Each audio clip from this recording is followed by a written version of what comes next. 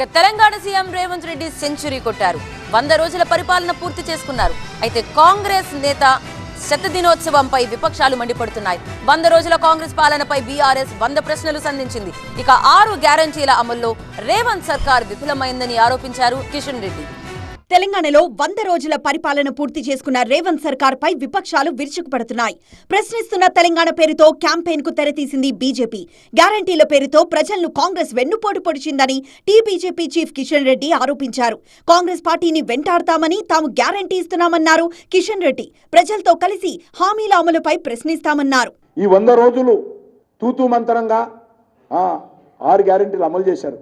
ఎక్కడంటే ఫ్లెక్సీలలో కనిపిస్తుంది. ఫ్లెక్సీలలో ఇండ్ల ఫోటోలు వేసి పేద ప్రజలందరికీ ఇండ్లు. హైదరాబాద్లో మెట్రో ట్రైన్ పక్కన రేవంత్ రెడ్డి నిలబడతాడు.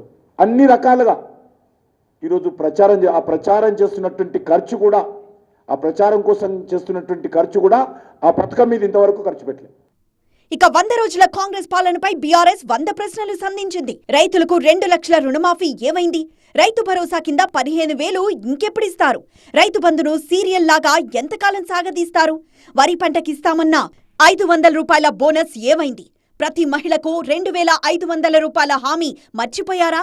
అంటూ రేవంత్ సర్కార్పై 100 ప్రశ్నలతో దాడి చేసింది BRS.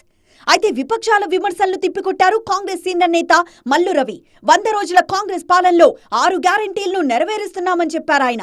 Almost all the guarantees which are promised before the election are being implemented within the 100 days.